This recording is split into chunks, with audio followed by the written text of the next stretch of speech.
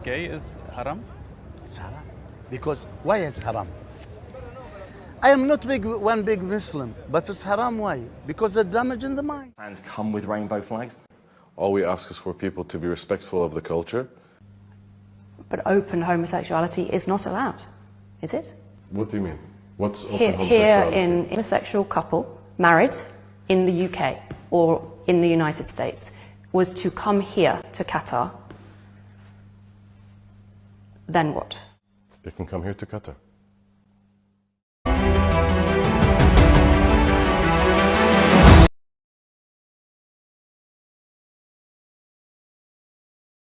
How Qatar won the right to host the 2022 FIFA World Cup. Qatar is a tiny country. With less than 12,000 square kilometers of space, it is among the smallest sovereign states in the world, about twice the size of Delaware. But Qatar is rich, very rich. A Forbes study published earlier this year found the Gulf nation's GDP per capita to be higher than anywhere else on the planet. It is a country awash in petrodollars. Its Doha skyline looks like something out of the Jetsons. If wealth is power, wrote Forbes contributor Beth Greenfield, then the Qataris have some serious muscle to flex. Muscles they flexed in acquiring the rights to host the 2022 FIFA World Cup. How did they get it? But how did they get it? How did this absolute monarchy on the Arabian Peninsula manage to pull off one of most compelling and controversial coups in football history? Following are 6 factors Qatar used to its advantage, and leaving the bribery allegations for a day when FIFA's vault of secrets is pried open for a fair, verified analysis. There are the items, ideas and people that deliver the biggest sporting property in the world to a country of fewer than 2 million people. Democracy. Or lack thereof. Qatar is an absolute monarchy. Tamim bin Hamad Al Thani is the emir, and his bloodline has been in power since the founding of Qatar in 1850. Jerome Valk has previously admitted to preferring to do business with authoritarian states over Western-style democracies. Not surprisingly, given its own brand of politics, FIFA finds absolute monarchies, oligarchies and dictatorships easy to deal with. Easier, even, than the Western-style democracies whose due process and debate, at least in theory, create for slowed-down decision-making.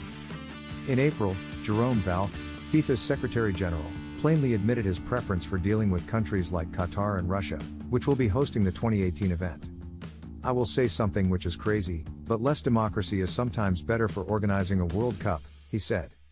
When you have a very strong head of state who can decide, as maybe President Vladimir Putin can do in 2018. That is easier for us organizers than a country such as Germany, where you have to negotiate at different levels, per a report by the BBC. It's a preference that, unfortunately, defines world football's governing body. Growth.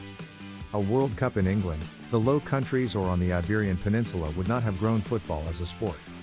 The vast expanse and population of Russia offered potential for the growth FIFA craves, as does Qatar.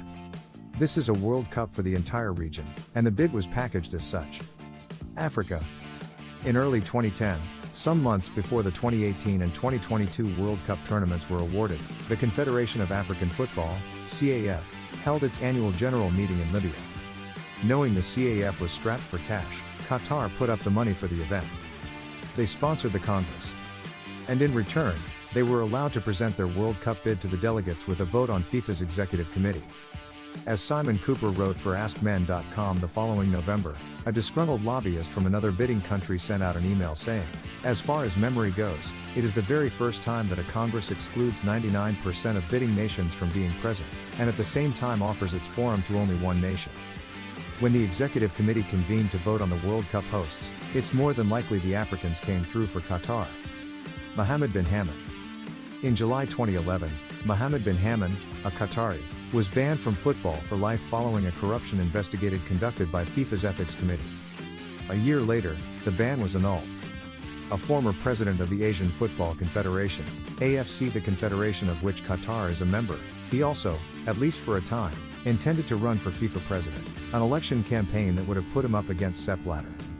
But in August 2010, he pulled out of the race, telling reporters he would not seek the biggest job in world football. Let me be very clear, he said. I will not run against Sepp Blatter. I will be backing him to remain in office for a new mandate. He is my very good friend, according to David Hills of The Guardian. That act of friendship, if it can be termed as such, likely had more than a thing or two to do with Qatar's bid wiping away the competition 3 months later.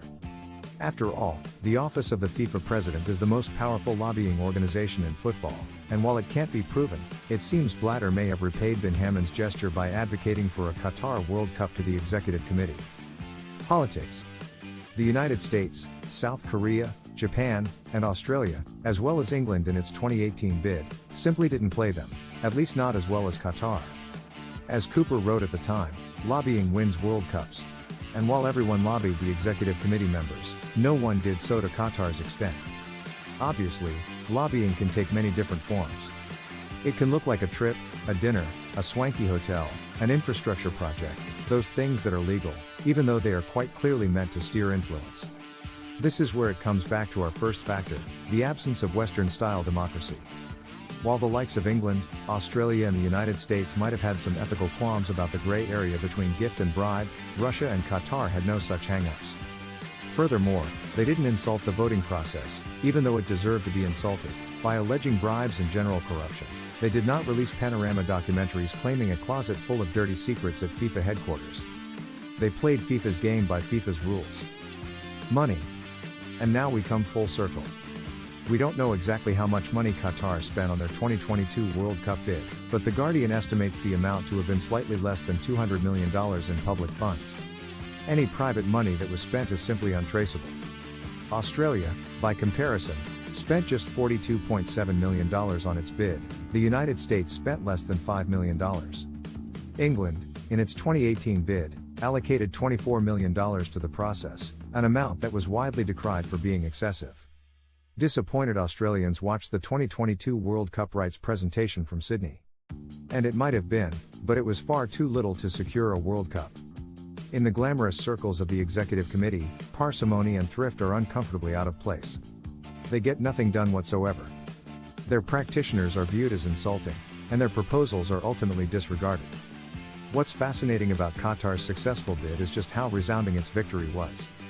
After the first round of voting, Qatar already had as many supporters as its 3 rivals combined, and as Australia, Japan and South Korea were discarded in succession from the ballot, Qatar continued to gain votes.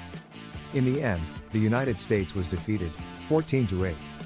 It wasn't even close, and given the lengths to which Qatar went to get the World Cup, expenses executive committee members may have interpreted as the event's importance to them, the margin of victory is hardly surprising. Qatar, the richest country in the world, flexed its muscles. Its adversaries perished at the demonstration of its might.